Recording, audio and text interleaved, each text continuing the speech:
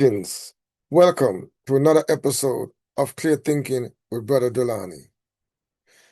There's a lot on my mind, my people. There's a lot I want to discuss. I have started a series about Jamaica.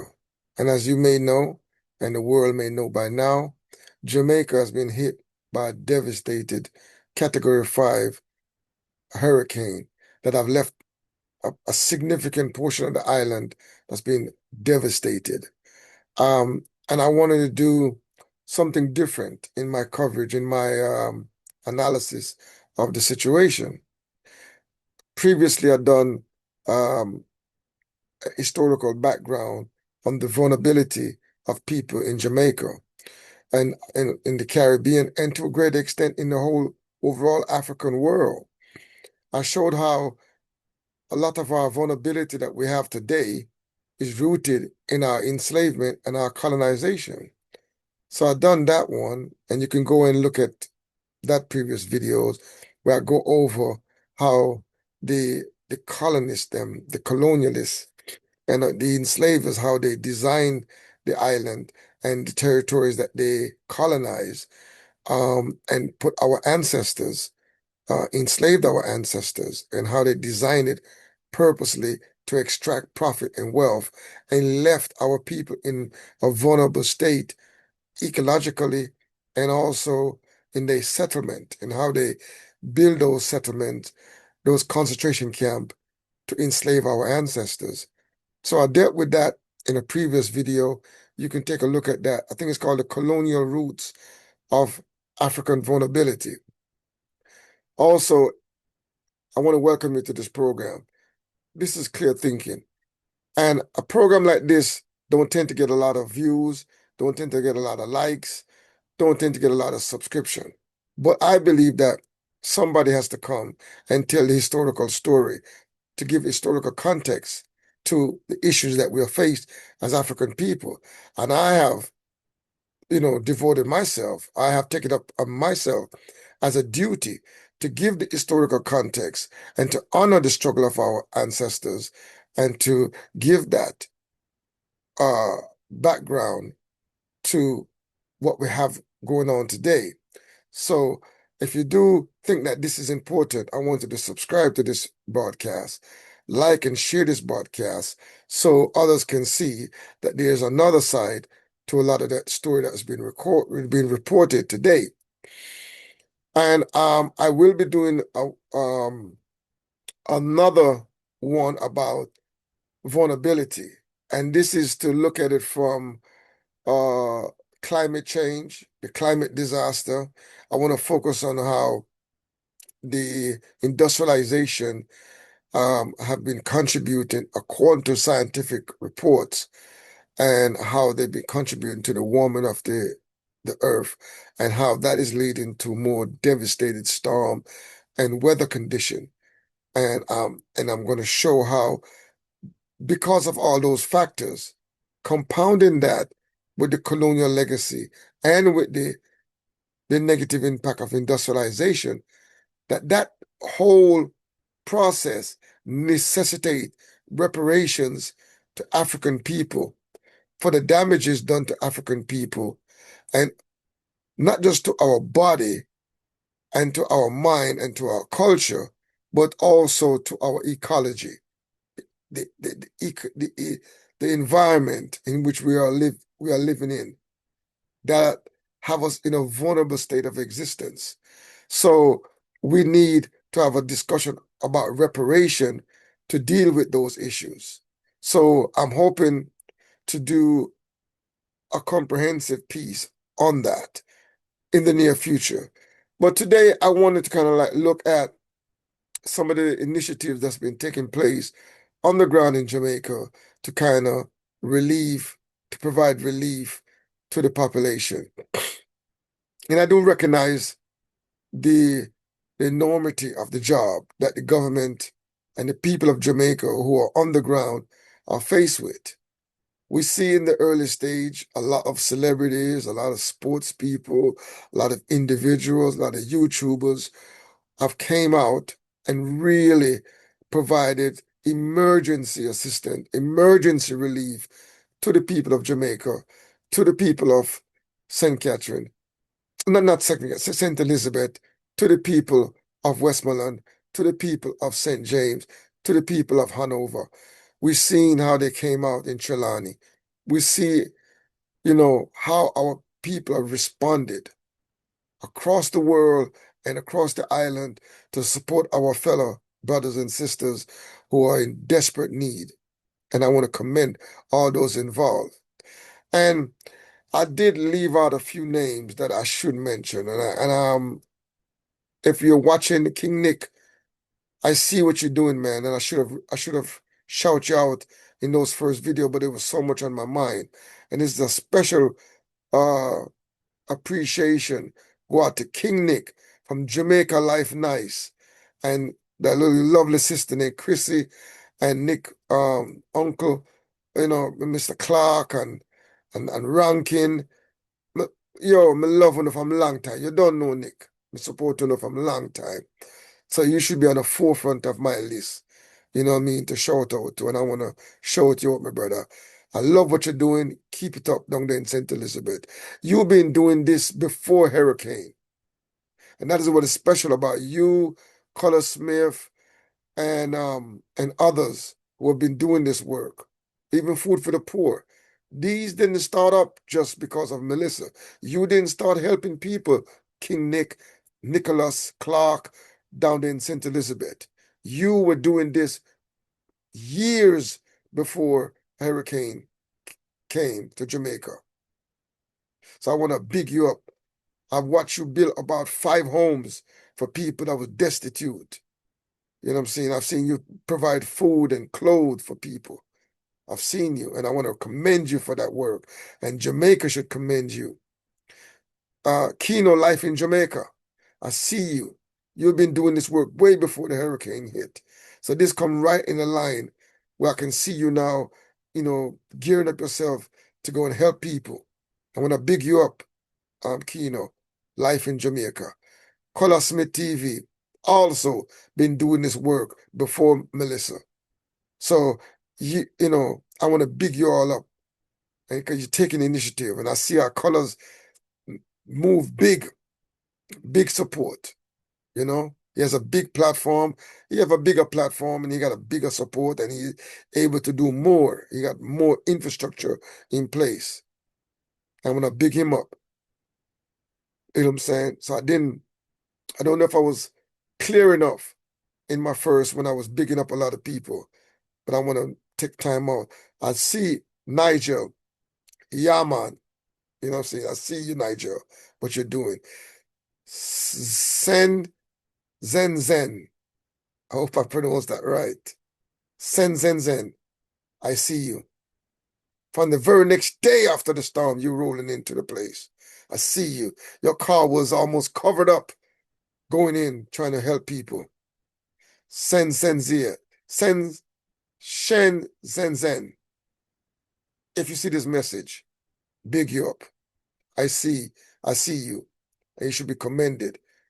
You was one of the first responders to bring in little food, little help to people who was destitute, especially after the initial hit. You were on the ground. You fought your way through and got in there. And I want to commend you, sister. You could have been doing anything, but you went out there like a true soldier, true Jamaican. I love that. I want to big you up. So yes, so this presentation, I'm going to look at some of the initiative of what the government been doing. And I must say, I'm very critical. I'm looking at how the government is operating in Jamaica. I'm looking at the press conferences, and a lot of my information is coming from the JIS, the Jamaica Information Services. And I'm going to look at it and analyze it as we go on in this video. But I want to say that I've been noticing now the opposition, Jamaica is like a multi-party, really a two-party state. Now the JLP is in power and the PNP is there. And I'm looking at how they're interacting. And I've heard a lot of accusation, a lot of perspective, and they all should be considered, But for the most part, I think considering the resources, considering the situation we found ourselves in financially, economically, politically, militarily, the government, I think, is doing just as best as can be expected in this situation. Because I got to be objective. Because anytime, I believe, anytime you criticize a leadership, a government, you must can show how you can do better. What would I have done better? What would I have done differently? The only thing that I probably would have done differently, I would have appealed to the African countries more. I would have sent a strong message to African people. Jamaicans are your brothers and sisters. Jamaica support Africa. Jamaica is a Pan-African state. And we need your support. We need your assistance. I think that, and I heard the Prime Minister said that, a version of that, when the CARICOM leaders them arrived in Jamaica, and he was saying that he's calling on everyone to, from the Caribbean, South America, Asia, and he may even mention Africa in a very general appeal. But I would have sent a message directly to Africa because I'm a Pan-Africanist. And I believe that self-reliant is a very important thing. And African people should always demonstrate solidarity, especially when needed. And I want to see more work done. I haven't seen much of what's going on in Haiti to help Haiti, because Haiti infrastructure is so bad that anything that hit Haiti kind of different and harder and harsher than it hits anywhere else. So we want to see more done to make sure that Haiti is getting assistance as well. And also Cuba was also hit. And I would like to see more said and more shown about what is taking place in Cuba. So these are some of the things that I'm looking at. Now, when I look at Jamaica and what the government is doing, and I know they've been able to raise some funds, and I've been looking at it. This is a comprehensive damage assessment for Jamaica from Hurricane Melissa. And I know that the World Bank have came down and they gave an assessment as well. And it is estimated that there's been at least $8.8 billion in physical damage. And these are the World Bank estimation. And this is the damage done to the infrastructure. And then there's a further economic loss that's from not being able to trade, not being able to operate. There's an estimated that it could be a $7.7 billion loss in economic activity as a result of the devastation. And this represents about 39% of Jamaica's entire GDP. That's a significant piece of your country. Insured loss of around $4 billion. So hopefully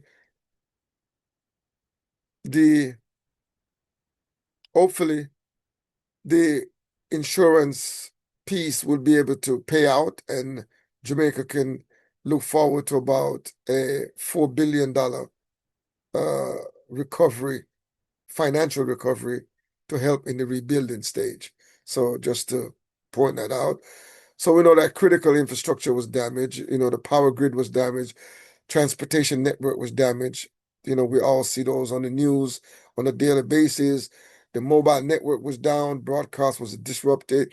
Internet connectivity was lost.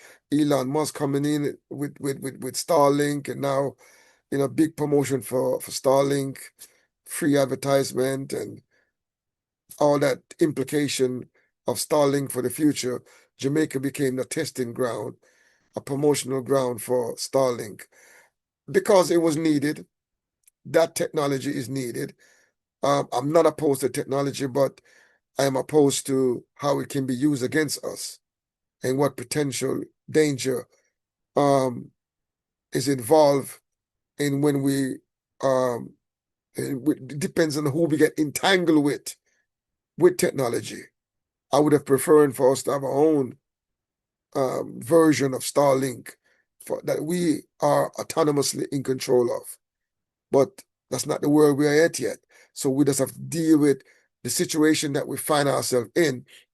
And that situation is that Starlink was needed and it helped to provide a lot of support for Jamaica.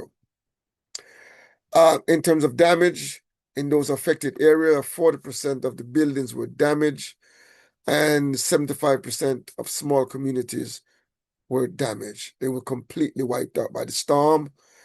And that's the result. And we just have to build back from the devastation.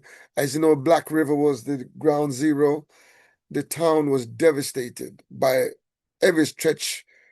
I mean, by every report, every image. And the reality is that every image I see, it seems to be worse. It seems to be a worse every time I look at the situation there. It looks worse to me. The markets has been destroyed, different, a lot of things. Banks destroyed, gas station, businesses. It's just destruction, you know. The hardest hit communities across Jamaica was Mandeville, Westmoreland Parish, and St. Elizabeth. So a lot of those was destroyed. It is estimated about 67. I think officially they got 45 people has been lost their life.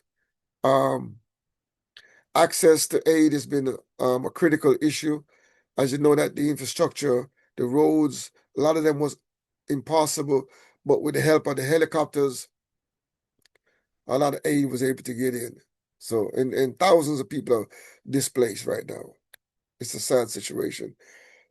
A lot of medical facilities has been put together. A lot of field hospitals, a lot of support has come from abroad to help Jamaica. Water sanitation has been put in place. Temporary shelters has been also been put in place, and there also been power restoration. These are priority. These are priorities that the government is working on. The institution as they exist on that island, they're being used to their full capacity to bring back normalcy into water and sanitation, shelter, power restoration. This has been an all-out effort, all hands on deck to get these things done. So I just wanted to point that out. So here, emergency funding has come through. I hear that they have at the present, when you combine all of the different financial instruments and the international aid and loan, and they're very sophisticated at providing these type of funding and under these emergency measures. And I think Jamaica so far has been able to raise up to $6 billion US. The damage is 8.8 billion. And so far, I think they was able to secure about $6 billion, which will go a long way towards rebuilding Jamaica. And also a lot of expertise and engineer team from Caribbean, from Guyana, from Barbados, I think Trinidad, America, um, many other countries are providing expertise and technicalities and engineering. China brought in a massive ship from the military ship, massive what they call those ships now, medical ships or military hospital, and docking it out. I think they're docking it in the waters outside of Dulani to provide medical support to the medical system in that area. So, yeah, a lot of expertise are coming in. Humanitarian aid, a lot of that has been flowing in, as you know, my people. A lot of food, water, medical supply, shelter material has been coming in the population. There's a thing called leptospirosis cases. These are diseases that normally take place after a disaster, and there's been 10 confirmed cases 91 suspected and probable cases, 11 death, 3 from confirmed cases of this leptospirosis, some type of waterborne disease that can spread after a disaster. So one of the major highlight has been from the Jamaica Development Bank, or the Development Bank of Jamaica. They have stepped up to say they're providing assistance, and they are doing some kind of assessment. At the moment, they're assessing the credit needs, they're assessing the gaps in recovery, they're assessing a comprehensive plan with phased implementation to just deploy financial resources in different sectors of the economy to get Jamaica building back, especially when it comes to businesses. David Lowe is the managing director of the Development Bank of Jamaica, and he's spearheading this effort. And they have 3 phases. They're saying that these are the framework. M5 framework is what they call it. Refinancing for companies who having a little difficulty right now because of what happened, this hurricane. So they're providing $20 million in assistance, and that's a loan over 10 years with very favorable interest rate. And then they got working capital, business that needs some capital to keep them going. I think they provided up to 5 million Jamaican dollars to help them. And then those who have major damage, need major restoration, a lot of physical damages, they provide up to 50 million Jamaican dollars in assistance. And this is to be paid over a 10-year period. They're going to be focusing on agriculture sector, the manufacturing sector, the distribution sector, and tourism sector, particularly in craft, local hospitality, and attractions. And because I know a lot of people, they think that when you hear the assistant, they're thinking of these big hotels. No, they're actually saying they're targeting local hospitality, crafts, and local attractions. So on the screen, you can see the different breakdown in what they mean by distribution, what they mean by manufacturing, and so forth and so on. So as you go, you can see they have a flexible loan. They're going to be They're going to be like they have these fancy loan that they're putting together using. And what I like with Jamaica, they tend to use what you call world class or best practice. So they will look at the best practice, what works, and what kind of financing, what kind of concessionary and flexible financing can they provide to stimulate the economy, to get it to grow. What kind of grants they can use to build back stronger using innovation in the rebuilding stage, and also how to deal with the credit worthiness. Because one thing about when you're using a capitalist system to develop a capitalist banking system, there's a need for collateral to get loans and financing and so forth. You tend to have to come to the table with some collateral.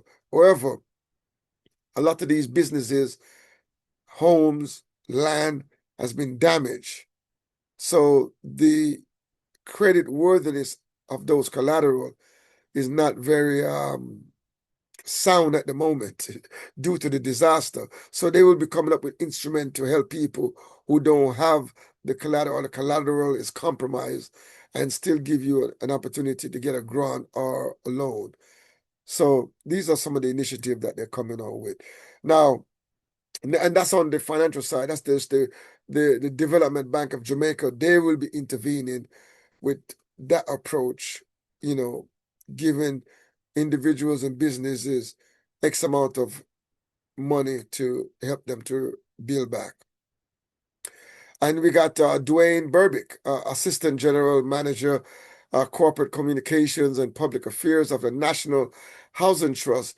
The National Housing Trust is the biggest housing provider in Jamaica.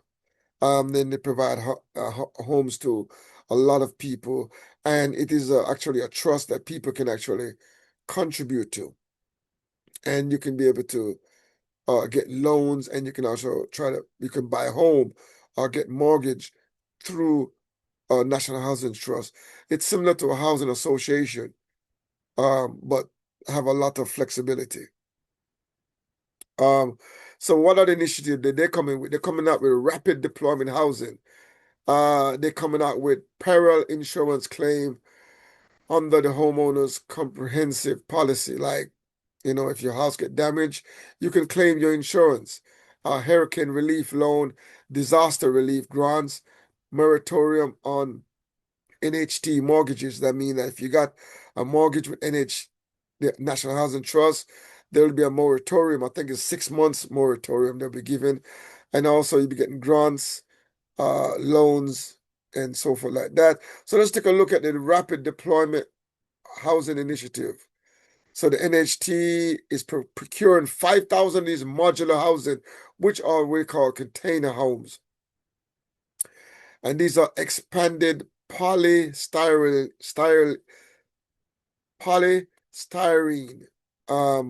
prefabricated modular units, and they'll be deployed all across those the affected areas.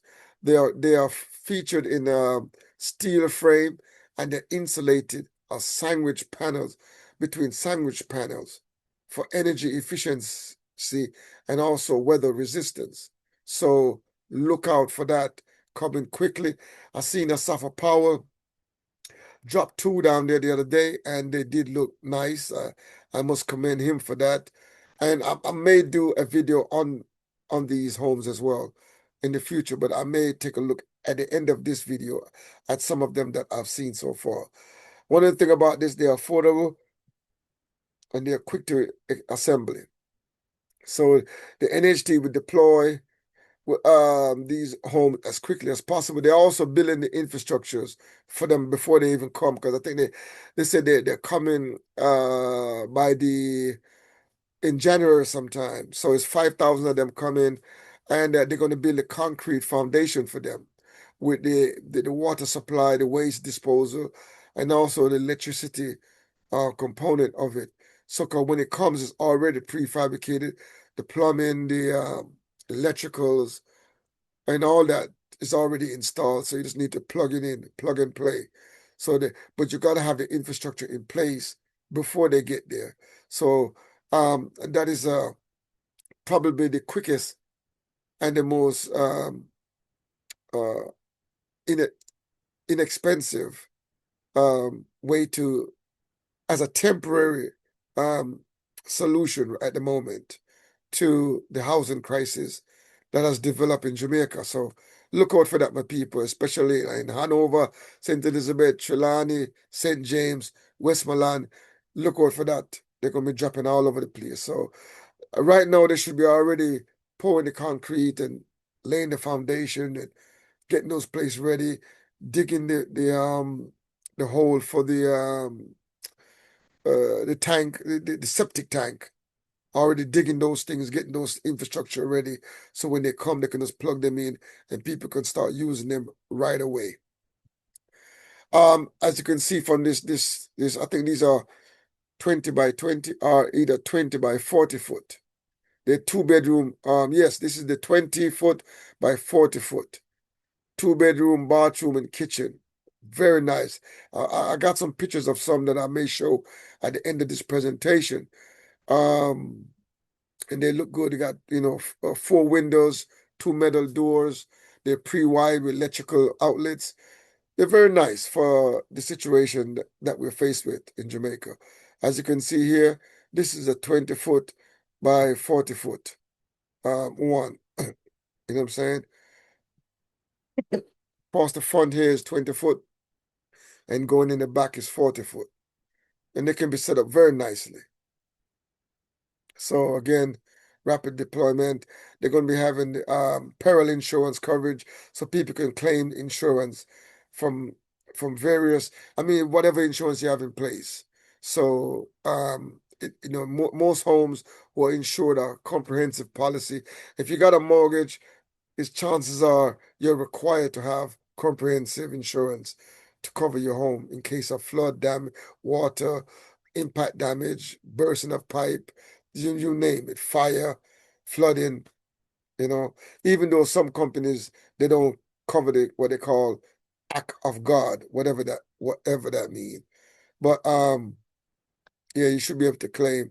And there's many reliefs. And on my screen, you can pause the screen and look at it. This came straight from the government broadcast, so they should be very reliable within the context of Jamaica. So, and I think they're providing relief loan up to 3.5 million Jamaican dollars per home. So you can actually, as a homeowner, you will be entitled to a loan of up to 3.5 million Jamaican dollar. And if you're an occupant in a home, you also will be entitled to a $3.5 million home just for living in the home as well. So these are very generous terms. And it's a 2% fixed interest rate. And it's for 20 years until you reach the age of 70, whichever comes first. And also, once you get this loan, you don't have to make no payment for 6 months. So if you get the loan today, your payment starts in May of next year, May the 1st. So these are good initiative to get a lot of people back on their feet. So there's also disaster grant that they're providing to the people as well. As you can see, the NHT, the same National Housing Trust, they're providing $500,000, $500,000 Jamaican dollar to anyone affected. If you're living in a property and your property suffered damage, you can get a grant, and the grant you don't have to pay back. This is a grant that's to help you through your hard time, help you rebuild your house, whatever you need to do to get you going. So this is a disaster relief grant. That's what the government is providing. And again, it's a 6 months moratorium on payback of any loan, including the principal, the interest, the insurance. You don't pay nothing for 6 months. Give you a chance to rebuild. And on the screen is the number, the email address, the website, the Facebook account, Twitter account, Instagram account for the National Housing Trust in Jamaica. Make contact and claim what you need to claim. Get your grants, get your loan, and rebuild back stronger. You can't go back to ticky house. I would not advise you to go back to board house. I would not advise you to go back to zinc house and shacks and substandard dwelling. Go haul out, build something substantial that you can be proud of and you can pass on to your children. So again, these rapid housing initiative is brought to you by the Housing Trust. And basically, these are some of the immediate things that the government is bringing out to help the people of Jamaica.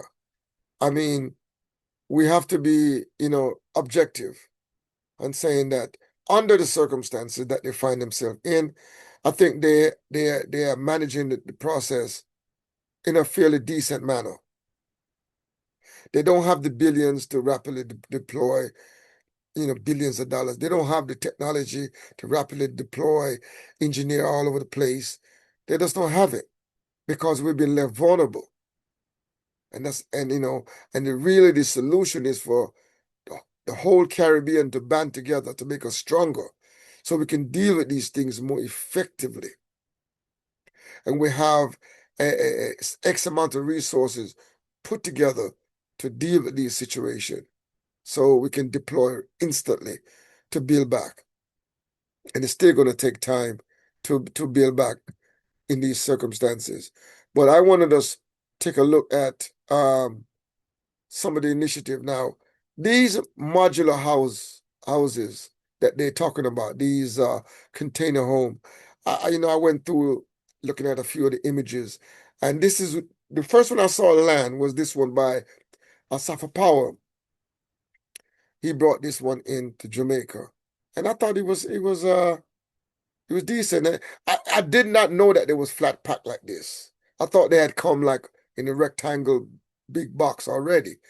But this makes it transporting it very neatly. And you can actually put like 4 or 5 houses on top of one another, which is a very good thing. So this is a Safa Powell dropping two. And this is how they look. This is him and his wife, the Powells. And they're very proud. You can see that they're very pleased. You can see the joy in this couple. It's a great symbol of togetherness on our island and amongst our people. Big up Asafa. Big up to the Powells for what you're doing for Jamaica. We respect you. We love you. We're proud of you. So them they know I get ready for bringing in the containers them and see how they as they unfold them, they begin to form shape. I did not know this until I saw this. And then they just put them together and getting them ready. As you can see, they're closing them in. And once they close them in, you can see you begin to assemble the stuff them inside. And this is how they look. You know, you got the 20 feet by 20 feet. You got 20 feet by 40 feet as well. So you have, they can be quite big and you can expand them. You can put more depending on how much you want to spend. You can actually add more. I mean, I think a 20 foot by 40 foot is about 6.9 million Jamaican dollar. So you can fancy it up. I think you can add on this veranda piece here for about 90,000 Jamaican dollar. See, and it really look nice. You still have a nice little veranda there. And trust me, if you don't know, so there's a container home, you're not gonna know. You know, see it. The way how them look. If them can build them like this, trust me. I would like to have one myself. You know what I'm saying? It can withstand hurricane. You can withstand almost anything. It's earthquake, storm, and flooding. You can make them become very resilient. You can see from the side, these are 20 by 20 or so. You know, see it? Still got your 4 window them. See them there? I see the plumbing there. You know, see it? Everything ready. The wire, the cable them, the drainage, ready to go. You know what I'm saying? So this is one of the way that Jamaica have to think about building going forward. Inside, this can be an office or a home. It's up to you, or you put it together. Bathroom, kitchen, bedroom, a double bed can fit in as so easy with a dresser. You're good to go. You know what I'm saying? You look at this wooden floor. Never expected that. You understand? So you light, got toilet, got the shower, got the sink. I mean, this is modern amenities, modern living. And there's the drainage, which is very important. Very, very important. The drainage, the piping, electricity, the service supply is needed. This is a 40-foot container. I think it's a 2 or 3 bedroom than this one here. Very big. 6.9 million Jamaican dollar for that one here, which is about 43,000 US dollar. See it. So yeah, that one them one are big. So as you look through it now, you can see say things are going, big things are going. You look on it, whole heap of space in that. See it. So yeah, man, for real, man, whole heap of space. So the floor there again, wooden floor, whole heap of space. So Jamaica have a lot to look forward to on the kitchen. Kitchen, modern cupboards. You got the lighter come in. You just drop your cooker in, your fridge in. You're good to go. Sit there. Your fridge there. Bedroom there. You're good to go.